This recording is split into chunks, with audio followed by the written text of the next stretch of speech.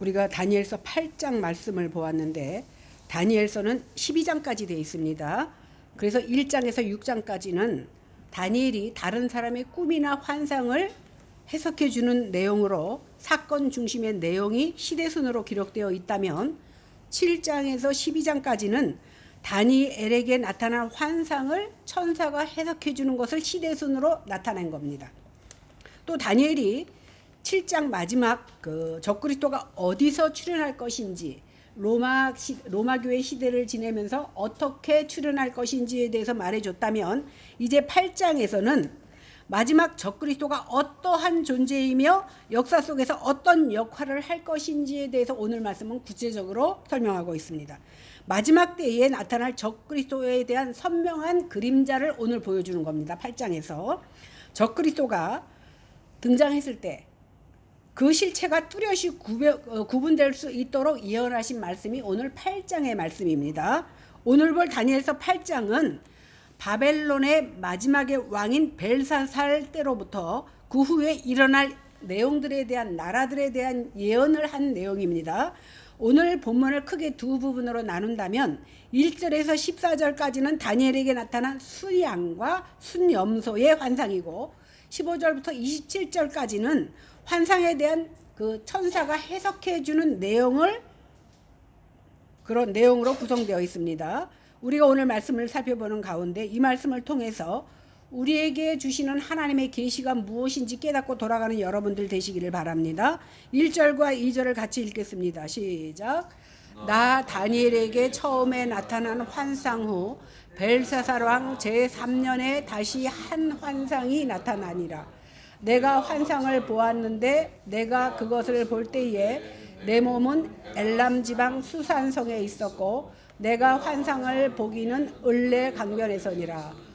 우리가 7장에 보니까 다니엘이 환상을 첫 번째 보잖아요. 그런데 네 짐승, 바다에서 올라온 네 짐승에 대한 환상을 보았고 그것들이 나라들을 말하는데 나라가 어떻게 이루어질 것이라는 것을 지난 시간에 우리가 배웠습니다. 그런데 오늘 1, 2절에 보니까 처음 그 환상을 본 벨사살 원년에서 이제 한 벨사살 왕 3년, 그러니까 벨사살 왕 3년이라 그러면 다시 말해서 그 한 2년 좀 더 지나서 다니엘이 또 두 번째 환상을 봅니다. 두 번째 환상이 나타날 때 다니엘의 몸은 엘람 지방의 수산성에 있었는데 그의 영혼은 수산성 부근에 있는 을레 강변을 보는 겁니다. 나는 수산성에 있는데 멀리 떨어진 을레 강변에 대해서 보고 있다라는 겁니다. 그러니까 아주 신기한 현상을 지금 말하고 있습니다. 3절과 4절을 보겠습니다. 시작. 내가 눈을 들어 본즉 강가에 두 뿔 가진 순양이 섰는데 그 두 뿔이 다 길었으며 그중 한 뿔은 다른 뿔보다 길었고 그 긴 것은 나중에 난 것이더라. 내가 본즉 그 순양이 서쪽과 북쪽과 남쪽을 향하여 받으나 그것을 당할 짐승이 하나도 없고 그 손에서 구할 자가 없으므로 그것이 원하는 대로 행하고 강하여졌더라. 다니엘이 눈을 들어 환상을 봤는데 강가에 두 뿔 가진 순양이 서 있습니다. 눈여겨서 가만히 보니까 두 뿔 중에서 나중에 난 뿔이 더 깁니다. 뿔이 두 개인데 나중에 난 뿔이 더 길다라는 거예요. 그리고 그 순양은 동쪽을 제외하고 서쪽, 남쪽, 북쪽을 향하여 그 두 뿔로 들이받습니다. 그 순양을 당할 짐승이 없기 때문에 당할 짐승이 없습니다. 진짜로 바사 제국은 인도와 중국이 있는 그 동쪽을 빼놓고 사방으로 크게 전쟁에서 승리해서 제국의 영토를 크게 확장합니다. 이 꿈에 대해서 가브리엘 천사가 나타나서 다니엘에게 설명을 하기 시작합니다. 20절을 보겠습니다. 시작. 내가 본 바 두 뿔 가진 순양은 곧 메대와 바사 왕들이요. 이거는 이제 천사가 다니엘에게 설명하는 거예요. 그러면서 다니엘이 환상에서 본 순양은 메대와 바사의 왕들이다 이렇게 설명합니다. 그리고 나중에 난 더 긴 뿔은 바사 왕을 말하고 있습니다. 처음에는요 메대와 바사가 있는데 메대가 더 강했어요, 바사보다. 그런데 바사가 메대의 속국으로 있었는데 독립을 한 후에는 오히려 바사가 힘이 더 강해졌습니다. 고레스 왕 때에는요 두 나라는 바사 제국으로 그래서 하나가 됩니다. 이때가 주전 538년, 즉 다시 말하면 고레스 원년이 되는 겁니다. 바사 즉 페르시아 제국은 동쪽을 제외한, 동쪽에 그 인도하고 중국이 있다 그랬잖아요. 그 인도하고 중국을 제외하고 이란과 파키스탄까지 지중해 연안과 북아프리카의 이집트까지 다 점령합니다. 신기하게도 세계 역사를 보면 바사의 상징이 순양입니다. 나중에 있어질 일을 지금 예언으로 보는 거, 환상으로 보는 거잖아요. 그러니까 그 나라의 상징이 순양인지 아무도 모르는데 어떻게 순양인지 아냐면 바사 제국이 전쟁터에 나갈 때마다 깃발을 들고 나가는데 깃발에 순양의 마크가 딱 새겨져 있다라는 겁니다. 이 순양을 앞세우고 출전을 합니다. 그렇게 순양이 온 세상을 점령하는가 싶더니 갑자기 한 숫염소가 나타납니다. 5절에서 7절을 보겠습니다. 시작. 내가 생각할 때에 한 순염소가 서쪽으로부터 와서 온 지면에 두루 다니되 땅에 닿지 아니하며 그 염소의 두는 사이에는 현저한 뿔이 있더라. 그것이 두 뿔 가진 순양 곧 내가 본 바 강가에서 섰던 양에게로 나아가되 분노한 힘으로 그것들에게 달려가더니 내가 본즉 그것이 순양에게로 가까이 나아가서 더욱 성내어 그 순양을 쳐서 그 두 뿔을 꺾으나 순양에게는 그것을 대적할 힘이 없으므로 그것이 순양을 땅에 엎드러뜨리고 짓밟았으나 순양을 그 손에서 벗어나게 할 자가 없었더라. 두 뿔 가진 순양이 열심히 놀고 있는데 서쪽에서 이제 숫염소가 한 마리 등장합니다. 을레 강변에서 서쪽이라 그러면 어디냐면 헬라 즉 그리스 또 마게도냐, 그러니까 다 똑같은 말이에요. 헬라, 그리스, 마게도냐 그 방향입니다. 헬라 쪽에서 등장한 이 순염소는 어찌나 발이 빠른지 발이 땅에 닿지 않았다. 그러니까 발이 땅에 닿지 않을 정도로 빨리 등장했다라는 겁니다. 그리고 그 순염소의 두는 사이에는 현저하게 큰 뿔이 하나 쑥 올라와 있습니다. 두 뿔 가진 순양을 힘껏 받아서 그 순양의 두 뿔을 부러뜨립니다. 그러니까 이 헬라에서 온 순염소가 순양을 탁 쳐, 순양은 누구라 그랬죠? 메대와 바사라 그랬잖아요. 메대 바사를 들이받으니까 두 뿔이 부러졌다는 건 뭐예요? 그리고 쓰러지니까 그 순양을 사정없이 인정사정없이 짓밟아서 뭉개버립니다. 그런데 아무도 말릴 자가 없어. 너무나 강해서 8절을 보겠습니다. 시작. 순염소가 스스로 심히 강대하여 가더니 강성할 때에 그 큰 뿔이 꺾이고 그 대신에 현저한 뿔 넷이 하늘 사방을 향하여 갔더라. 우리가 1장에서 7장까지 쭉 2장에서 말했고 7장에서 말한 것을 머리에다 두고 읽으니까 이 말씀이 이해가 되죠. 그죠? 이해하기가 쉽죠. 그 순염소는 어디라 그랬죠? 헬라 제국이라 했잖아요. 이 헬라 제국이 매우 커지고 강대해지더니 갑자기 순염소 사이에 있던 그 큰 뿔이 부러집니다. 이 큰 뿔은 누구를 말하냐면 알렉산더 대왕을 말합니다. 그러자 그 자리에서 4개의 뿔이 나와. 제가 설명했죠.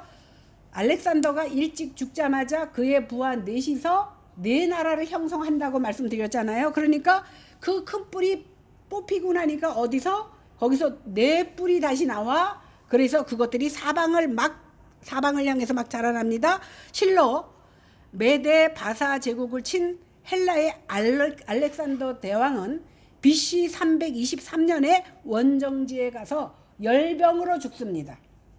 그러니까 왕위에 오른 지 13년 만에 요절에서 그 큰 뿔이 꺾이고 말았습니다. 알렉산더 대왕이 죽은 후에 헬라 제국은 4명의 장군이 나눠 가집니다. 21절을 보겠습니다. 시작. 털이 많은 순염소는 곧 헬라 왕이요 그의 두는 사이에 있는 큰 뿔은 곧 그 첫째 왕이요. 알겠죠? 그죠? 순염소는 헬라 제국이고 큰 뿔은 곧 그 첫째 왕 누구? 알렉산더를 말한다고 합니다. 순염소는 천사 가브리엘 해석한 대로 서쪽의 헬라 제국을 상징하고 뿔 하나는 첫째 왕인 알렉산더 대왕을 가리킵니다. 다니엘이 본 환상과 가브리엘 천사의 설명은 이 환상이 있은 지 약 400년 후에 그 역사가 그대로 이루어집니다. 그러니까 400년 전에 환상을 보게 하고 400년 후에 이루어질 일을 오늘 다니엘이 보고 있는 겁니다. 그러니까 바사 제국이 세워진 지 200년 정도 지난 후에 주전 356년부터 그리스의 알렉산더 대왕은 끝없이 전쟁을 이기면서 세계를 평정하여 마침내 주전 331년에 헬라 즉 그리스 제국을 건설합니다. 그러니까 순염소의 두 눈 사이에 난 그 큰 뿔은 그리스 제국의 첫째 왕인 알렉산더 대왕을 말하는 것입니다. 그러나 순양으로 상징된 메데 바사 제국은 이제 순염소로 묘사된 그리스 제국에 의해서 마구 짓밟히고 완전히 참패한 후에 역사 속으로 사라집니다. 그러니까 메데 바사는 역사 속으로 사라지고 이제 헬라 제국이 등장하게 된 겁니다. 9절부터 12절을 보겠습니다. 한 뿔에서 또 작은 뿔 하나가 나서 남쪽과 동쪽과 또 영화로운 땅을 향하여 심히 커지더니 그것이 하늘 군대에 미칠 만큼 커져서 그 군대와 별들 중에 몇을 땅에 떨어뜨리고 그것들을 짓밟고 또 스스로 높아져서 군대의 주제를 대적하며 그에게 매일 드리는 제사를 없애버렸고 그의 성소를 헐었으며 그의 악으로 말미암아 백성이 매일 드리는 제사가 넘긴가 되었고 그것이 또 진리를 땅에 던지며 자의로 행하여 형통하였더라. 이 네 뿔 중에 한 뿔에서 작은 뿔 하나가 나오기 시작합니다. 이 작은 뿔은 처음에는 미약했으나 점점 강해지더니 남쪽과 동쪽으로 세력을 뻗치기 시작합니다. 그러더니 동남쪽에 위치한 가나안 땅인 영화로운 땅을 향해 그 세력을 뻗쳐나가기 시작합니다. 여기서 언급된 작은 뿔은 세계 역사 속에서 하나님의 백성을 가장 많이 탄압했던 안티오쿠스 에피파네스 황제를 말합니다. 알렉산더를 이은 네 나라 중에서 북부 시리아와 메소포타미아 지역을 차지했던 셀루쿠스 왕조, 이집트, 시리아, 메소포타미아를 차지했던 셀루쿠스 왕조가 이제 이스라엘까지 지배합니다. 그 가운데 셀루쿠스 왕조의 8대 왕인 안티오쿠스 4세가 종교적인 박해를 하는데 굉장히 심하게 박해를 합니다. 그는 자신의 권력이 강해지면서 자신의 이름 뒤에 나는 그 신의 현현이다. 자기가 신이라는 거예요. 그 뜻으로 에피파네스를 붙입니다. 그래서 자신의 이름은 안티오쿠스인데 안티오쿠스 뒤에다가 나는 안티오쿠스지만 신의 현현과 마찬가지다. 그래서 뭐라고 말하냐면 안티오쿠스 에피파네스 스스로 자기가 신의 현현이다라고 말을 했습니다. 그는 등극하자마자 팔레스타인을 참 이상하죠. 옛날에 그 나치도 그랬잖아. 나치죠. 히틀러. 나치도 그랬는데 이상하게 시리아와 모든 나라들이 있는데도 불구하고 꼭 이스라엘의 하나님을 섬기는 나라들을 극심하게 심판합니다. 굉장히 핍박을 합니다. 그래서 그는 등극하자마자 팔레스타인을 헬라화하는 정책을 펼칩니다. 먼저 하나님을 섬기는 신앙을 버리고 헬라의 우상을 섬기라고 강요합니다. 이 황제는 주전 175년에서 164년까지 11년 동안 집권하는데 그가 시리아도 차지하고 여러 나라를 차지했지만 제일 싫어하는 나라가 이스라엘이었어요. 아마 하나님을 믿어서 그랬던 것 같아요. 이렇게 이스라엘을 싫어하다 보니까 하나님의 백성들을 가장 잔혹한 방법으로 유린하고 침략했던 아주 악한 인물입니다.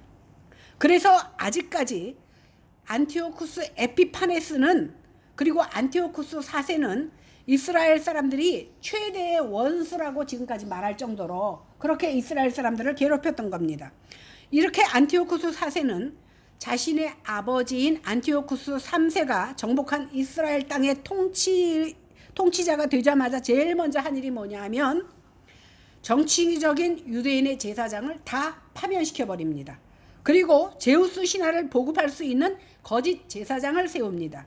그는 모든 유대인들을 헬라화시키겠다는 목적을 가지고 이제는 너희들이 하나님을 섬기지 말고 제우스에게 제사를 하고 제우스 신을 섬기라고 말합니다. 그러니까 정통 유대인들은 어떻게 돼요? 너희는 하나님 외에 다른 신을 섬기지 말라 그랬으니까 반발을 하지 않습니까? 이 반발하자마자 그래 내가 직접 가서 너희를 진압하리라 하고 직접 이스라엘 예루살렘을 공격해서 들어옵니다. 독한 남자입니다. 유대의 역사가인 요세푸스에 의하면 안티오쿠스가 예루살렘을 공격한 날이 언제냐면 안식일 날이에요. 이스라엘 법에는 안식일 날은 예배하는 일 외에는 아무것도 할 수가 없잖아. 그러다 보니까 쉽게 예루살렘을 정복합니다. 그런 예루살렘을 정복하자 사람들을 마구 죽이기 시작하는데 어떤 식으로 죽이냐면 여인들을 그냥 찔러 죽이는 게 아니라 피부를 조각조각 내서 찔러 죽이고 임신한 여자들의 배를 사람들 보는 데서 찔러서 그 속에 있는 아기까지 다 잔인하게 죽입니다. 이러한 만행을 행하면서 동시에 예루살렘의 성벽을 허물었고 유대 백성들을 헬라 사람처럼 만들기 위해서 온갖 방법을 동원합니다. 그러니까 많은 사람들이 실제로는 하나님을 섬기지만 제우스 신 앞에서 죽지 않으려고 가서 제사를 지내게 됐다라는 겁니다. 마치 일본이 우리나라를 향해서 민족 말살 정책을 편 것과 똑같습니다. 그 방법으로 안티오쿠스는 헬레니즘 도시를 만들고 유대인의 제사법 및 성전법을 폐지하고 모든 유대 전통 의식을 말살했습니다. 마침내 예루살렘 성전 안에 제우스 신을 들여놔. 예루살렘 성전 안에 제우스 신을 들여놓은 것도 모자라서 자신의 얼굴을 동상으로 새겨서 자기가 신이니까 제우스와 같이 자기 동상을 예루살렘 성전에다가 딱 들어놓고 거기다가 제사하도록 만들었습니다.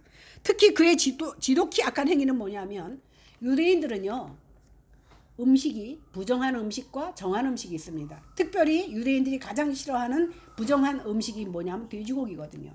그래서 그들은 지금까지 돼지고기를 안 먹어. 그거를 어떻게 알았는지 그들이 돼지의 피를 그 예루살렘 성전에 뿌리고 돼지고기로 피의 제사를 드리도록 만들었다는 겁니다. 그리고 또 뭘 했냐면 유대인이 난지 8일 만에 할례를 하잖아요. 할례를 못하게 금했고 안식일을 지키는 사람은 바로 잡아다가 바로 사형시켜버렸습니다. 또 모든 성경 사본이 발견되는 즉시 불태워버렸습니다. 그는 오직 그리스 신화와 종교, 철학, 그리스 문화로 이스라엘 백성들의 그 사상을 바꾸려고 했던 겁니다. 만일 조금이라도 안티오쿠스의 명령을 어기면 가차없이 불러태워 죽이거나 아니면 토막을 내서 죽였습니다. 이렇게 상상할 수 없는 방법으로 이스라엘 사람들을 잔인하게 죽였다라는 겁니다. 특히 안티오쿠스 4세의 마지막 3년 반 동안의 만행은 모든 유대인들이 얼마나 심했으면 멸망에 가증한 것이라고 말할 정도로 인간으로서는 감당할 수 없고 상상할 수 없을 만한 악행을 자행했습니다. 히틀러가 유대인을 학살한 행위보다 더 심하게 그들을 핍박했던 겁니다. 견디다 못한 이스라엘 백성들은 주전 167년 제사장 마카비를 중심으로 이제 지하에서 독립운동을 시작합니다.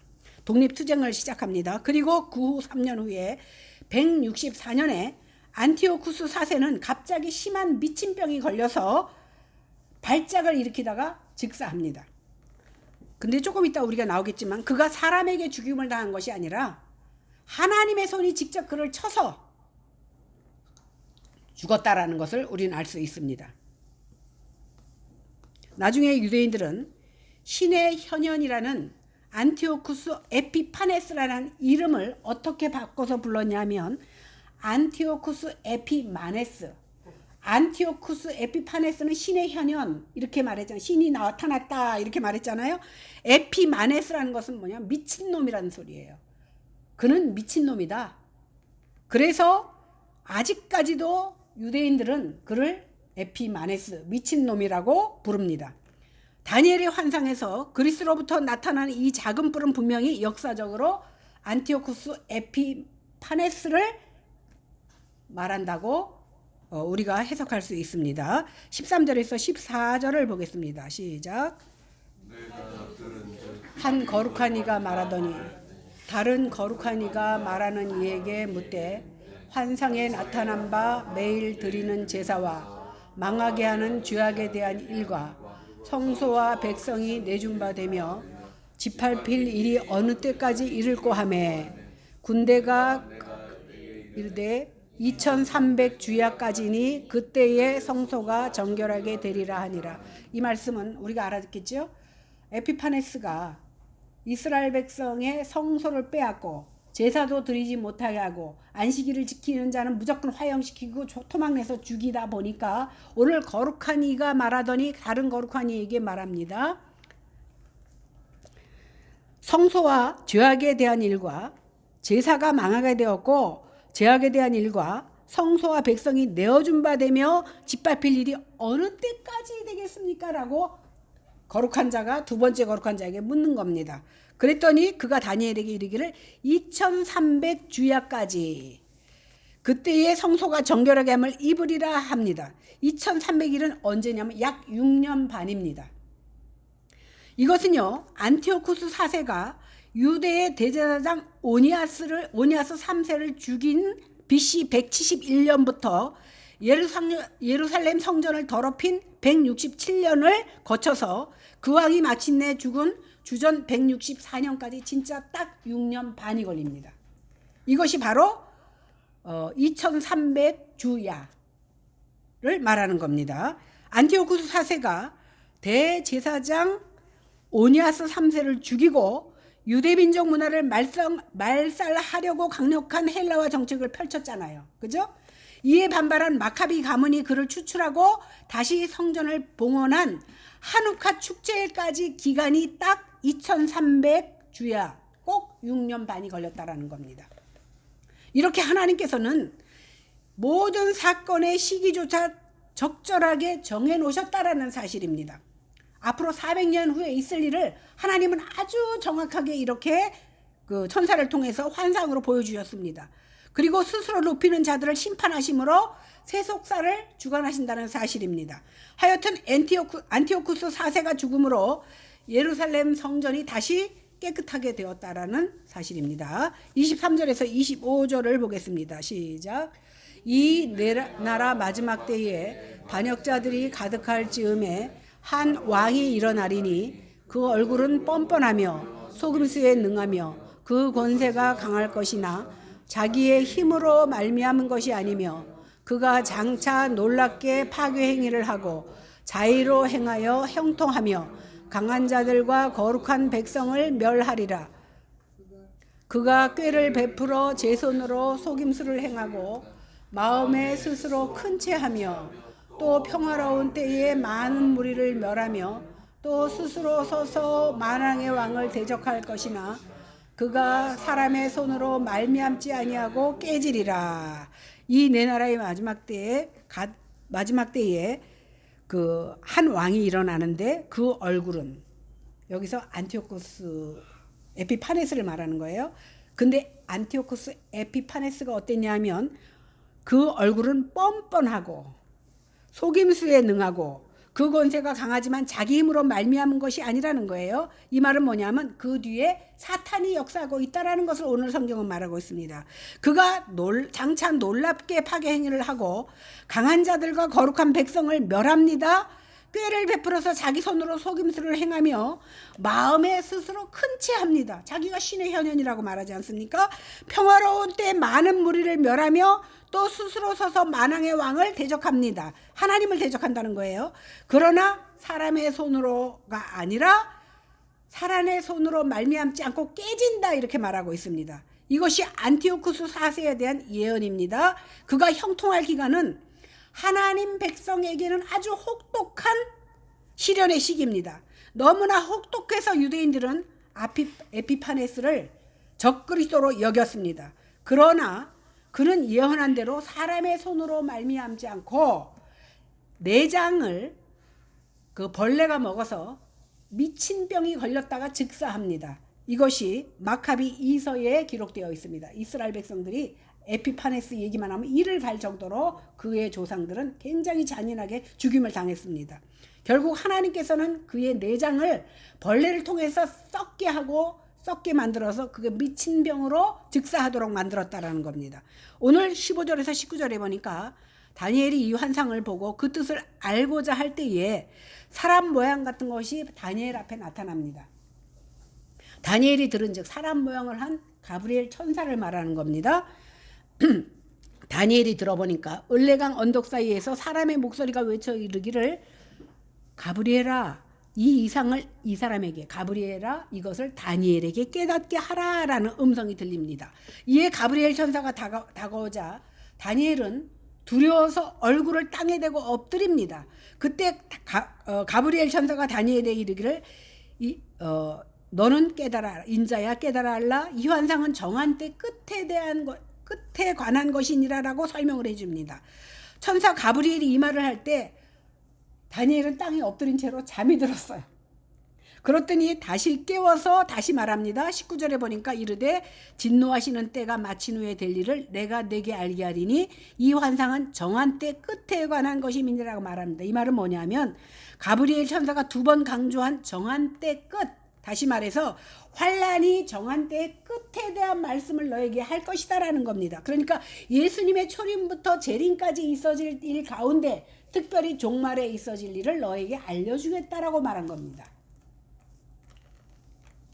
26절에서 27절을 봅니다. 시작. 이미 말한 바 주야에 대한 환상은 확실하니 너는 그 환상을 간직하라. 이는 여러 날 후의 일임이라 하더라. 이에 나 다니엘이 지쳐서 여러 날 앓다가 일어나서 왕의 일을 보았느니라. 내가 그 환상으로 말미암아 놀랐고 그 뜻을 깨닫는 사람도 없었느니라. 해석을 끝낸 천사는 반드시 성취될 환상이라는 것을 강조합니다. 반드시 있어질 일이라는 거예요. 400년 후에 그 일이 일어났고 400년 후에 일어난 그 일은 마지막 때에 일어날 것에 대한 그림자입니다. 그림자로 하나님이 보여주신 겁니다. 환상과 천사 해석을 들은 다니엘은 우리는 그냥 이렇게 지나간 일을 목사의 설교로 듣고 있지만 그 환상을 본 다니엘은 얼마나 놀랐는지 며칠을 알아 누웠다가 일어날 정도로 힘들었다라는 겁니다. 다니엘은 그 환상으로 말미암아 놀랬고 그 뜻을 깨달은 사람은 없었습니다. 다니엘도 그냥 환상만 봤으면 그게 무슨 뜻인지 몰랐을 겁니다. 그러나 천사가 자세하게 설명을 해주므로 그 뜻을 알았다라는 겁니다. 이렇게 8장이 끝납니다. 그러면 오늘 우리에게 주시는 교훈이 무엇입니까? 제가 이 설교를 준비하면서 굉장히 무서웠습니다. 무서웠고 과연 우리는 그냥 말로만 듣지만 이스라엘 백성들이 그렇게 잔혹하게 죽임을 당한 일이 또다시 말세에 일어날 것이라는 걸 생각했을 때 과연 내가 여지껏 예수를 믿었지만 그 일을 감당할 수 있을까라는 생각을 하게 되었습니다. 그런데 많은 믿음의 선지들은 어떻게 이겼느냐? 자기가 이긴 것이 아닙니다. 하나님께서 함께 하심으로 이기게 하셨고 내가 죽을지라도 찬양하며 죽을 수 있는 믿음을 주셨습니다. 그러니까 스데반도 자기가 돌로 맞아 죽으면서도 그가 하늘을 향하여 천사의 얼굴이 되었던 것입니다. 그러니까 내가 하려고 하면 아무도 못해. 목사 할아버지라도 그건 못합니다. 그러나 내 안에 주님이 계실 때 우리에게 이길 힘을 주시고 우리가 어떠한 환난과 어려움이 있다 할지라도 이겨나갈 수 있다는 사실을 먼저 여러분들한테 말씀드립니다. 우리에게 주는 교훈은 뭐냐면 참으로 성경의 예언은 그대로 될 것이라는 겁니다. 그대로 될 것이라는 것을 400년 후에 미리 보여주셨고 이제 마지막 때에 에피파네스, 그때는 그림자로 보여준 에피파네스가 이제 진짜 에피파네스가 나타난다라는 거예요. 진짜 사탄이 그 성경 요한계시록 11장에 보면 진짜 사탄의 왕초가 이제 나타나서 마지막 때를 장식하고 사탄의 왕을 하나님께서 쓰러뜨렸을 때 이제 이 세상은 종말이 오고 이 세상에 사람이 이제 끝나는 거예요. 종말이 오면 끝나는 겁니다. 성경의 예언대로 우리는 믿고 그것을 소망하며 그래서 우리는 믿음을 가져야 된다는 겁니다. 오늘 하나님께서 다니엘에게 보여주시는 이 작은 뿔의 계시는 1차적으로는 그 계시가 있은 지 400년 후에 안티오쿠스 4세를 통하여서 이루어졌습니다. 그러나 이것은 역사의 끝에 일어날 진짜 안티오쿠스 에피파네스 곧 적그리스도의 등장과 성도의 고난을 확실하고 선명하게 보여주기 위해서 그림자로 보여줬다라는 겁니다. 오늘 다니엘은 다른 많은 나라가 있지만 다른 많은 나라를 예언하지 않고 역사 속의 한 작은 나라인 이스라엘을 통하여서 작은 뿔에 대한 환상을 보여주셨고 그 이유는 우리 하나님께서는 당신을 사랑하는 백성이 최고의 관심이라는 겁니다. 그러니까 언약 백성인 이스라엘 통해서 우리에게 그림자로 보여줬다라는 사실입니다. 하나님의 백성을 대항하고 핍박하는 자가 다름이 아닌 하나님을 대적하는 자라는 겁니다. 그러니까 성도를 핍박하는 것은 결국 하나님을 핍박하는 것이요, 성도에게 도전을 하는 것은 결국 하나님에게 도전한다라는 겁니다. 그래서 결국은 성도가 그를 해칠 힘도 없고 성도가 그에게 저항할 힘도 없지만 결과적으로는 하나님께서 먼 날 그 적그리스도에 출현했을 때 사람이 그를 죽이는 것이 아니라 하나님의 방법으로, 사람은 건드리지 못하지만 하나님의 방법으로 그를 해친다라는 겁니다. 결국 하나님의 백성을 괴롭힌 안티오쿠스의 멸망은 하나님의 손에 의해서 이루어졌듯이 마지막 날 적그리스도도 우리가 그를 감당하지 못해. 우리가 7장에서도 보니까 결국 그 성도를 그가 잡아먹고 이기잖아요. 성도가 이겨서 3년 반 동안 우리는 어려움을 당합니다. 그러나 그 어려움을 이기게 하시고 성도의 피해 호소로 말미암아 하나님께서는 그날을 감해 주시고 결국은 하나님의 손으로 그를 무찔러 주신다는 사실입니다.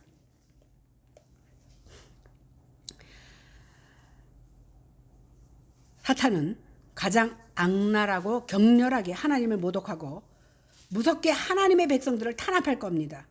그들은 하늘을 향해 주먹질을 하고 침을 뱉으며 이루 말할 수 없는 신성모독, 하나님의 성전에다 제우스 신을 모셨다는 것만으로도 얼마나 신성모독입니까?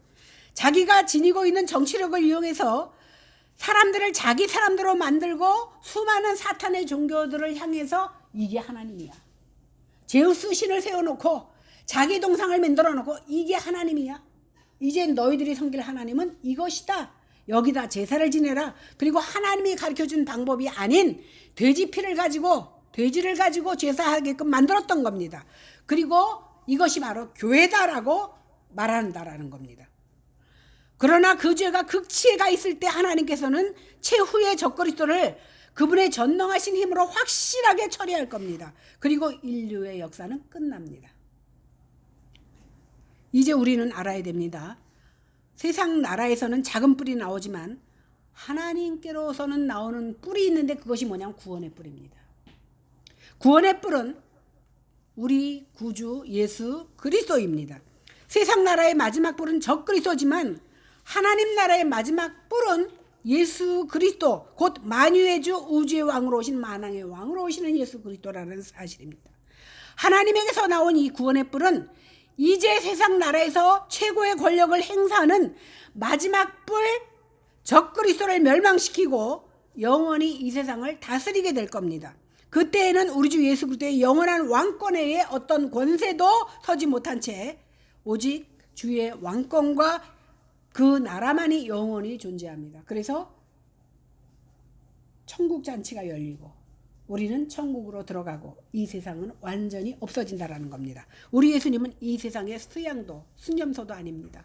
우리 예수님은 사람의 눈에는 아주 연약해 보이는 어린 양, 새끼 양, 어린 양입니다. 그러나 수양도 수염소도 다른 뿔들과 더불어 세상 역사 속에 왔다가 가지만 하나님의 뿔, 하나님의 어린 양은 죽음 가운데서 부활해서 지금도 우리 역사 가운데 살아계신다는 사실입니다. 수양과 수염소는 역사의 무대에서 영원히 사라졌으나 하나님의 어린 양은 지금도 어디 계십니까? 하나님의 보좌 우편에 앉으셔서 역사를 주관하고 계신다는 사실입니다. 그리고 그 눈은 지금도 당신의 백성인 우리를 향해 있습니다. 이 사실을 기억하고 우리가 종말의 신앙으로 승리하는 저와 여러분들이 다 되시기를 주님의 이름으로 간절히 축원합니다. 기도하겠습니다. 하나님 아버지, 은혜를 진심으로 감사합니다. 말씀을 볼진데 우리의 믿음을 가지고는 도무지 감당할 수 없을 듯합니다. 목사인 저도 이 말씀을 준비하며 많이 무서웠습니다. 그러나 내가 할 수 있는 것은 아무것도 없지만 그 사탄을 처리할 수도 죽일 수도 없지만 우리 하나님께서 우리에게 믿음을 주실 때 주님께서 우리를 통하여 역사하시는 줄로 믿습니다. 수양도 순염소도 다 이 지구상에서 없어졌지만 예수님의 구원의 뿔, 예수 그리스도만이 영원하신 줄을 믿고 그 믿음으로 나아가는 저희들이 다 될 수 있도록 하나님 역사하여 주시옵소서. 감사드리며 예수님 이름으로 기도했습니다. 아멘.